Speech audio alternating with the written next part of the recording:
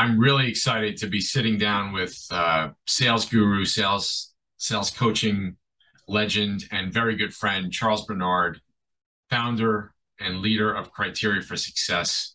We're going to talk about the one thing to ignite sales now, to ignite sales today. And by the way, spoiler alert, you don't need a lot of money for it. So, Charles, welcome, and tell us, what is that one thing that you need to ignite sales today?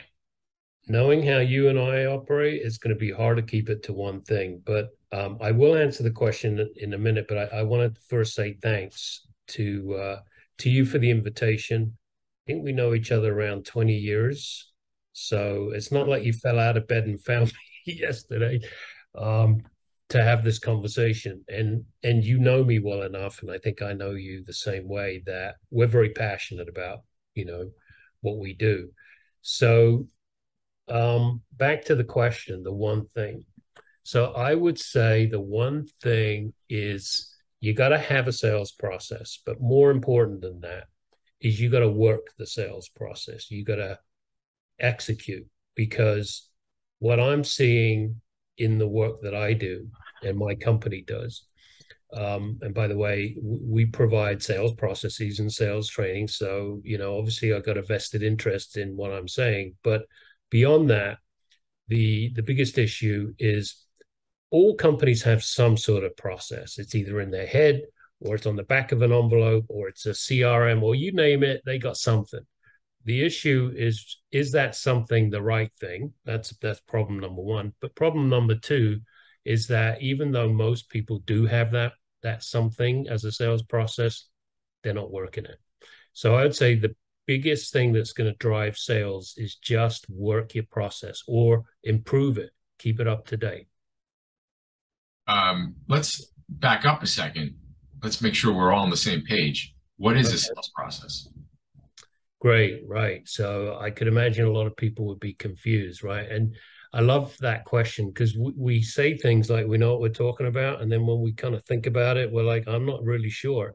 So a sales process, the easiest way to define any sales process is any good sales process is one that leverages your best practices. You get a guy like me who comes in on the outside. I'm a sales trainer. I'm going to tell you a bunch of stuff, but really, I got to recognize that if you have a salesperson, a sales team, or if you're doing all the selling and you've been doing it for a while, you probably know better than I do that you've kind of figured it out, but either you forgot, or you're lazy, or you're not practicing it. So sales process number one is capturing your best practices. And then number two, it's kind of putting it in the right categories. So if you're going to improve it, if you're going to build on it, you're going to have the right categories that go into your sales process. And that's effectively what we do. Gotcha.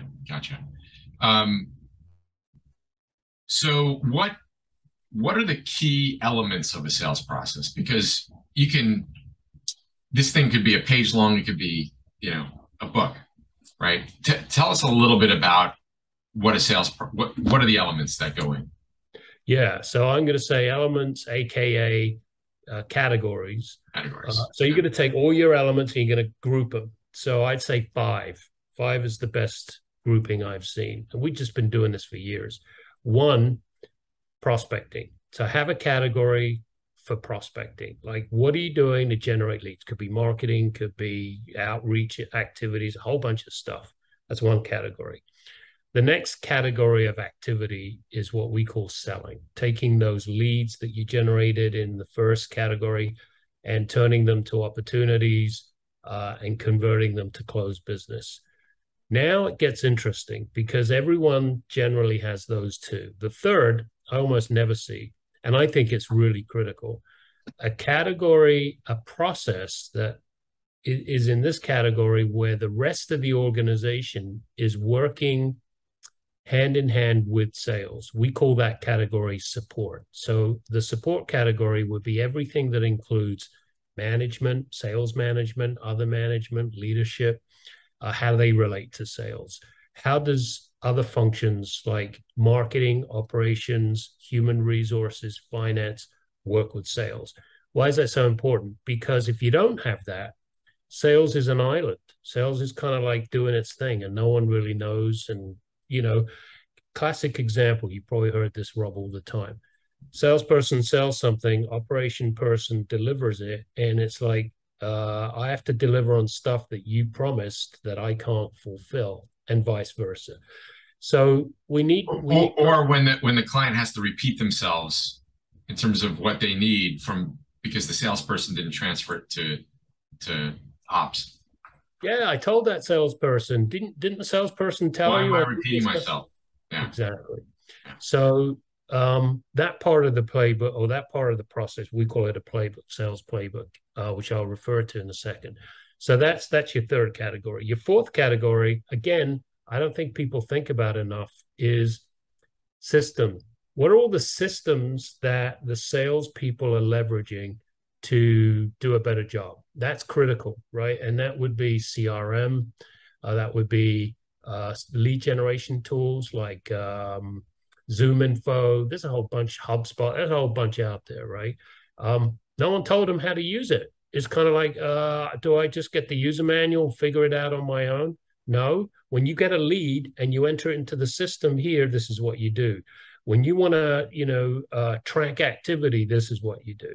And then the last area, the fifth category, is an area where the team can share information with each other, because I don't like this top-down management approach. I like a kind of everyone mucks in and figures things out. For example, I'm going out to present to an insurance company. I'm a seller and I don't have a deck for that. Anyone got a deck for an insurance company? What's a success story that I can tell where we worked with an insurance company? Where's that information?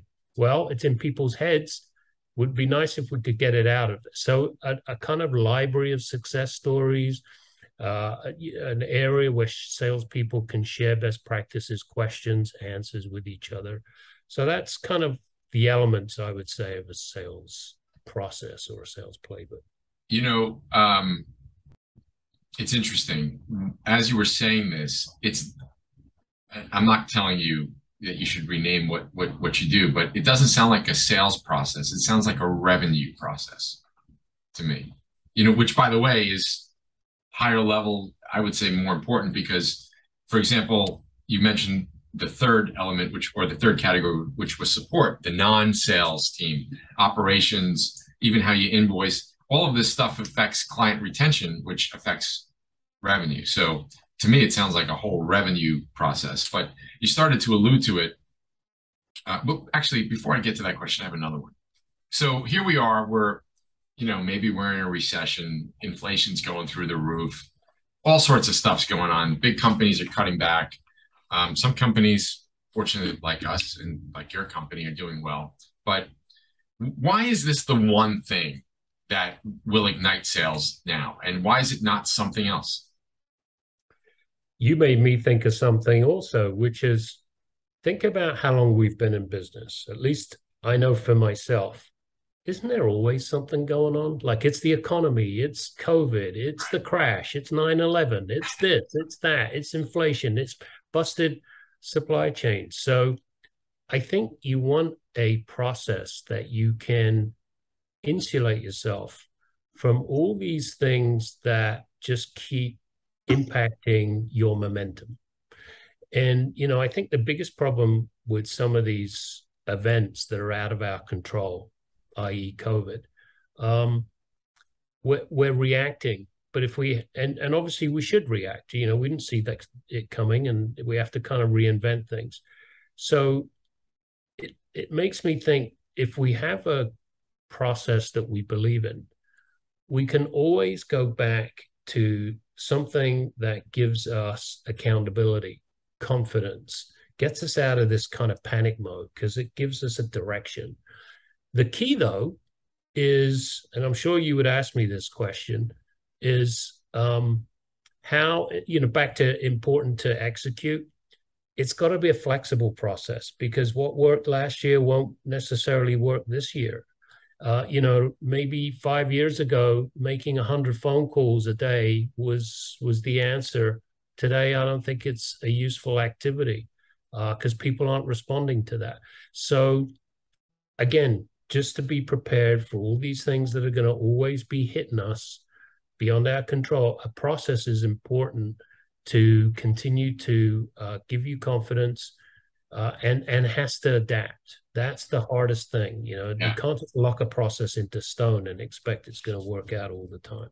Yeah. So, what you just said is very subtle and it's extremely powerful, which is develop your process, refine it from time to time, make sure people are using it. If you do that, and assuming you have a decent product or service, you will do well in sales. But what percentage of companies actually do that? I think that's a very big question, but I'll tell you what I'm seeing, which is Yeah. very interesting, even in my own business, because I'm human like everybody else. And I think I heard a guru, one of my gurus, say to me years ago, you know, it's better to have a process and not need it than need it and not have it. So another valuable thing about a process is some people will use it, some people will drop out of it, but it's nice to have it there so you can get back into it. And so I think that's really essential that we recognize that we're not always going to follow the process, but some do and some don't. You just want it there so it can be followed in the first place. So I think just, making sure you have confidence in something that works is critical. Right. Did that answer your question, or did I get off topic? I don't know. No, I think you answered it. So where does this process live, and how do you start creating it? Two great questions. So one's easy to answer. Where it lives is in the cloud, right? It's not a series of Word documents or Excel spreadsheets or something that's really hard to find. You want it as a website. The best analogy I can give you is Wikipedia. So Wikipedia is accessed by anybody, anytime, millions of people. Same thing in your company. Wikipedia was built by a whole series of people. And each person that built that piece of the website, Wikipedia, has a vested interest. Same in your company. So back to how is it built, who builds it. So first of all, what it is, it's a cloud-based, think of a wiki, something like that. So but it's not publicly available. It's more like an No. internet. It has to. Yeah. So the one we use lives on the Amazon cloud, has security, etc. The other part is who builds it. That's the most important thing, because you would think logically the VP of sales, hey, this person knows everything about sales. They're going to put it together. That's a very big mistake, because you've now placed a big burden on that person. They're going to want to get it off their plate, and they're gonna just put something out mediocre that no one's going to want to use. The VP of sales is a people person. They're not a yeah. Yeah. They're people. They're focused on developing their salespeople, not putting a process together. So it's not like we don't want the VP of sales involved. We just, back to that support area of the playbook or the process. You want to create what we call a sales growth team, and they're working with the head of sales. That sales growth team represents all the vital interests of a company, which are usually marketing, sales, operations, human resources, and finance. So when you get representatives in those areas working together, now all of a sudden sales is integrated. Back to what you said earlier about revenue, it's a revenue process, and revenue comes from all parts of the company. One would think it's only sales, but it's not, because there are people in operations who are going to keep clients, upsell, generate more revenue. So all of that working together is critical. So a sales growth team also shares the load, right? It's like you've now divided all those sections of the playbook so that each of those representatives can work on their piece and work together, putting it together. It's like a jigsaw puzzle. Gotcha. So, from your perspective, you know what we do. We have this incredible remote talent. What are the opportunities, just thinking about your clients, what are the opportunities for companies, whether it's, let's put aside the creation of the playbook. Let's talk about the execution of the playbook, the day-to-day, um, you know, revenue maintenance and generation. Where are some of the opportunities that you see clients using or for them to use going forward where they can get some leverage by, I always think salespeople should be selling, right? You always want them selling. You don't want them filling out paperwork. You don't want them doing this and that. What are some of the opportunities that you see? So specifically with what you provide with your organization, which is great, Work Better Now, um, and virtual talent that is easy to get and more importantly, easy to keep.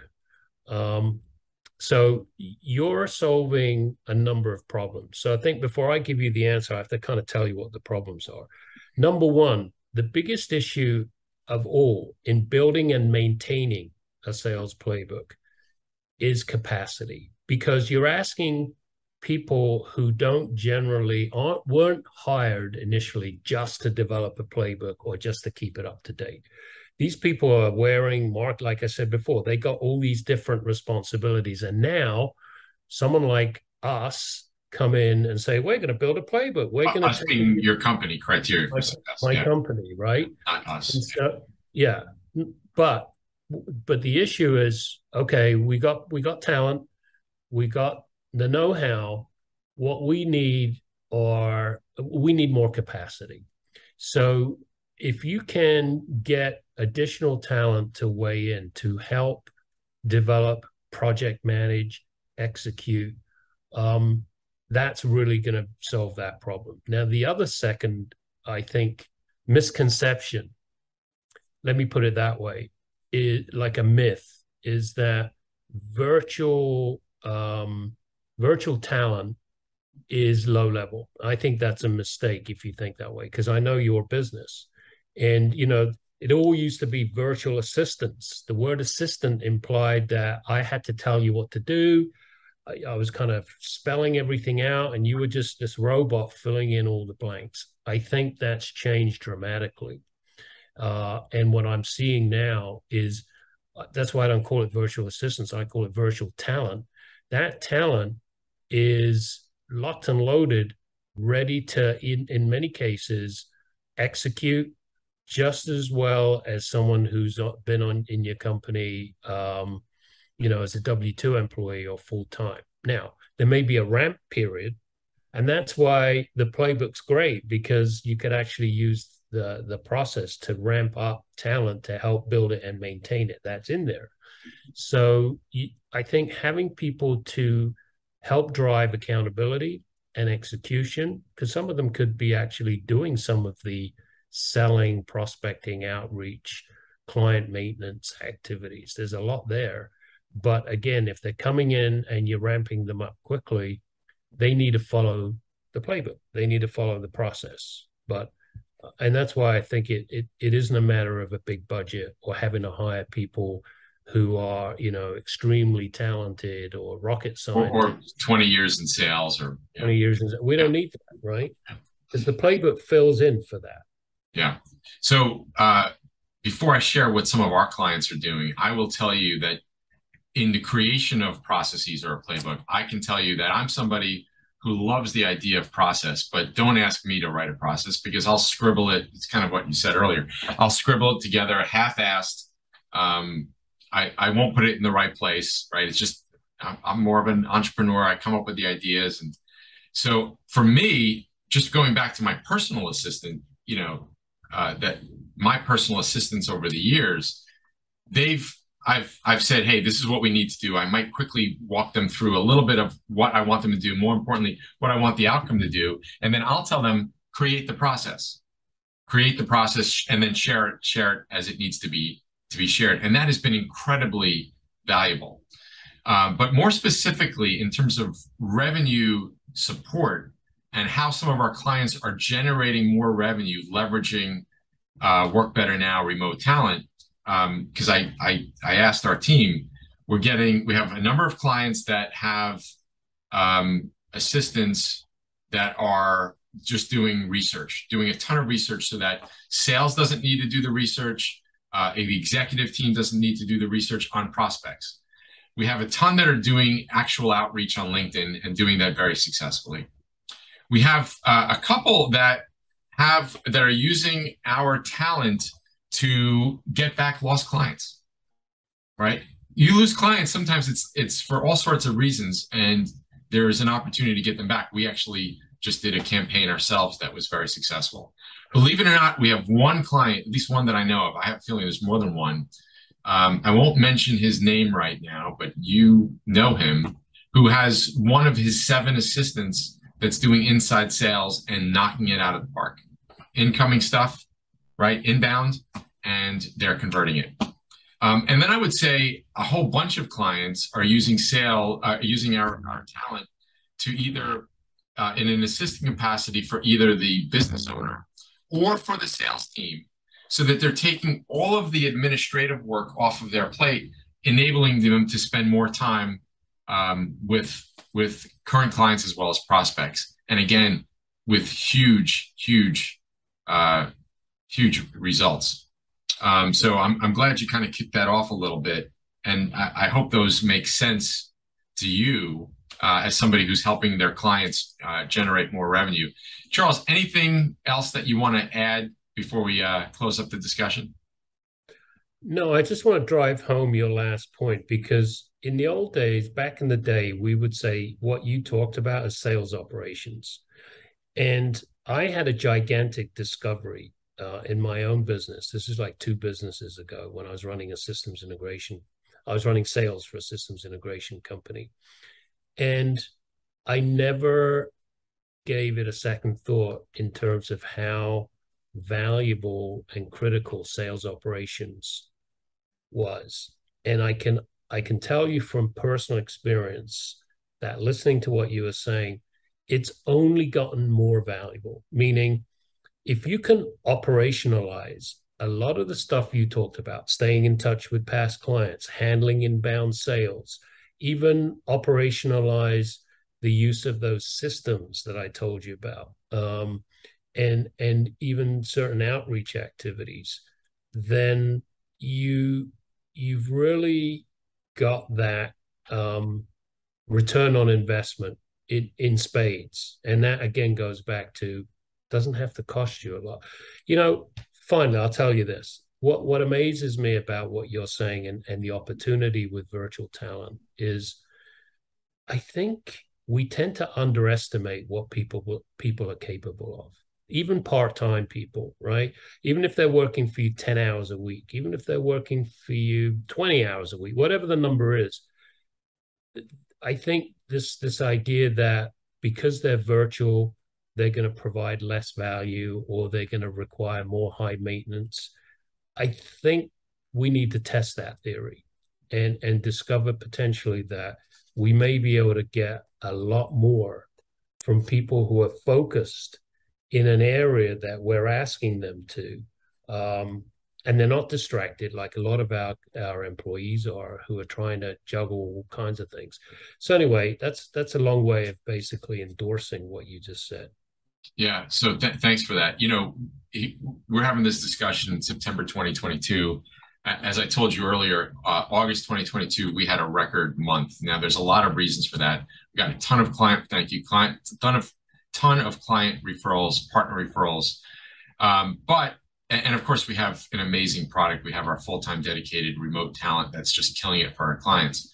But one of the things we did, and this is just where I got a lot of this from. I got a lot of this probably from 2 people, you and Jack Daly.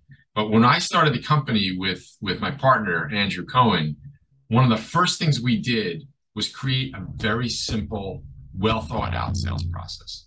When somebody is interested in learning more and having a discussion work better now, it's a 15-minute call with one of our salespeople and many of our clients, you've heard this in some of the meetings we've been in together in the business group we're in, that everybody loves our process. You're hiring somebody, yet that before the interview process, that initial call is only 15 minutes. We took so much time to come up with the process, to document it, then teach it to our salespeople. And our close rate from people who contact us to people who end up getting an assistant is over 66%, which is, as you know, that's good. That's a good rate. Yeah. And I think a lot of it comes down to things that I've learned from you over the years about operationalizing sales. So thanks for that, and thanks for all the help over the years. So Charles, to close up, how could people find out more about you and your business? You can always find me on LinkedIn. Just go Charles Bernard, Criteria for Success. My email is cbernard@Criteria for Success, all spelled out, criteriaforsuccess.com. And just look for me. Our website has a ton of good information, much of what we've talked about, a lot of other things. We also have a podcast series that I would love to claim credit for, but I can't. This is Elizabeth Frederick. This is her show. She's got some amazing guests, and that's why I love these opportunities to talk with friends like you and just kind of like shoot the breeze and talk about what we love to discuss. And hopefully anyone listening might pick up a nugget or two that would help them. Can't speak about your company and your services enough, certainly as being a previous client. So thanks again, Charles, and we'll see you soon.